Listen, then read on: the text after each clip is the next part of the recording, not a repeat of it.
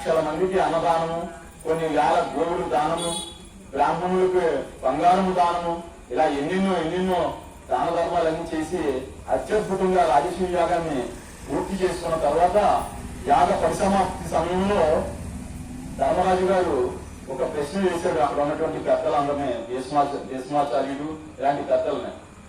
ఒక యజ్ఞం చేసినప్పుడు ఒక శ్రేష్ఠుడైనటువంటి ఒక యోగ్యుడైనటువంటి వ్యక్తికి మనం అగ్ర పూజ చేయాలి కదా, ఇప్పుడు ఎవరికి చేయమంటారు నన్ను అని ఆయన అడిగాడు. చూడండి ఆయన వినయం. ఆయన మహాచక్రవర్తి, రాజ్యానికి ఆయన అధినేత, ఆయన నచ్చినట్టు ఆయన చేసేసుకోవచ్చు. కానీ ధర్మరాజు గాని శ్రీరాముడు గాని వాళ్ళు ఎప్పుడు అహంకరించలేదండి. పెద్దలను అడిగి శాస్త్రం ఏం చెప్తుంది, ధర్మం ఏం చెప్తుంది అది ఆచరించారు వాళ్ళు. అంచేతే వాళ్ళు ఈనాటికి కూడా మనకి స్ఫూర్తి ప్రదాతలు అయ్యారు. ఆ విధంగా ధర్మరాజు గారు ఇప్పుడు అగ్రపూజ ఎవరికి చేయాలి అని అడిగారు. అక్కడ ఉన్నటువంటి పెద్దలు దేశద్రోణాలను అడిగితే వాళ్ళు చెప్పారు, ఎవరికి చేస్తావయ్యా, బ్రహ్మాండ నాయకుడైనటువంటి శ్రీమన్నారాయణుడు కృష్ణుడిగా నీకు పావగా నీకు బంధువుగా నీ ఎదురుంట కూర్చున్నాడో, నువ్వు పావనుకుంటున్నావేమో, నీకు బంధువు అనుకుంటున్నావేమో, ఆయన సాక్షాత్తు శ్రీమన్నారాయణుడు. ఆయన కన్నా గొప్ప శ్రేష్ఠుడు గాని యోగ్యుడు గాని ఉత్తముడు గాని ఈ సభలో కాదు కదా, ఈ లోకంలో లేడు, ఈ భూమండలం మీద లేడు. అటువంటి శ్రీకృష్ణ పరమాత్మ నీ ఎదురుంటా ఉన్నాడు, ఆయనకి నువ్వు అగ్రపూజ చెయ్యి అని చెప్పేసి ఆయన పెద్దలందరూ కూడా ఆయనకి ఆదేశించారనమాట. వెంటనే ఆయనకి కృష్ణ పరమాత్మకి అత్యంత భక్తి శ్రద్ధలతో పెద్ద సింహాసనం మీద కూర్చోబెట్టి పాదపూజ చేస్తూ ఉన్నారు. పాండవులందరూ కూడా అగ్రపూజ చేస్తున్నారు.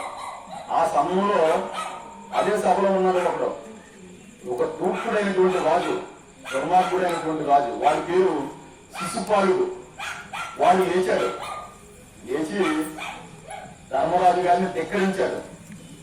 ఏమయ్యా, ఎందుకు పిలిచావు మమ్మల్ని అందరినీ ఇక్కడికి? ఇక్కడ ఎంతో మంది వీరులు ఉన్నారు, వయసులో పెద్దవాళ్ళు ఉన్నారు, తపస్సు చేసిన మహర్షులు ఉన్నారు, ఎంతమందిని కాదని ఒక గోవులు కాల్చుకునే వాడికి, ఒక ఆడపిల్లలను ఏడిపించినటువంటి వాడికి, ఒక యాదవుడికి నువ్వు అగ్రపూజ చేస్తావా? నీకు మతి ధరించిందా? మమ్మల్ని అవమానించామని నువ్వు చేసావా? నీ మీద మేము యుద్ధం చేస్తాం, ఇప్పుడు ఈ అగ్రపూజను నేను అంగీకరించినాం అని నోటుకు వచ్చినట్టు వేలాపన పేరేడు అనమాట శిశుపాలుడు.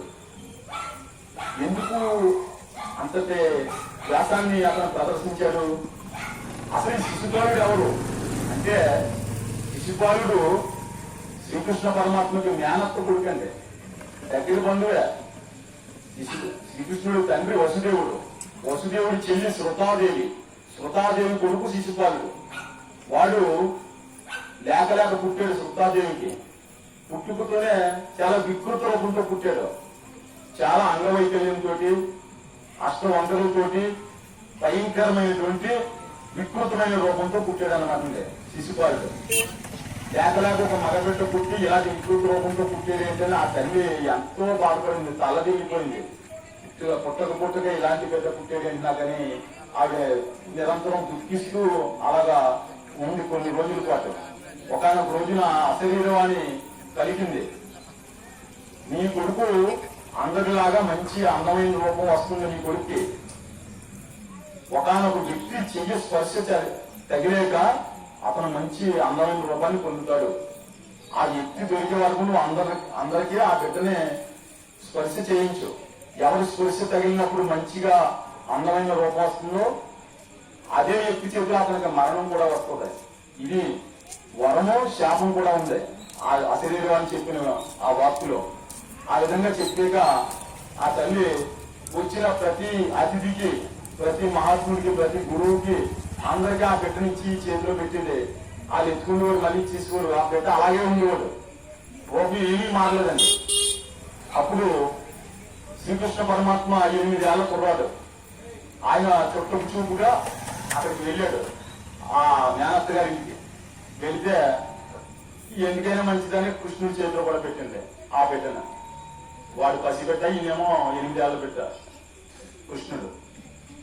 ఆ పసిబిడ్డనే ఈయన చేతిలో పెట్టగానే ఈయన ఎలా పట్టుకోగానే వాడి యొక్క వికృత రూపం అంతా మాయమైపోయింది. అందమైన రూపం వచ్చేసింది. చాలా అందంగా తయారైపోయి అందరిలాగే కిలకిల నవ్వుతూ మంచి చక్కని రూపం వచ్చేసింది. తల్లి ఎంతో సంతోషించింది. అమ్మయ్య ఈనాళ్ళకే నా బిడ్డకి మంచి రూపం వచ్చింది, చాలా సంతోషం అని అనుకుని వెంటనే మళ్ళీ బెంగ వచ్చేసింది ఆవిడకి.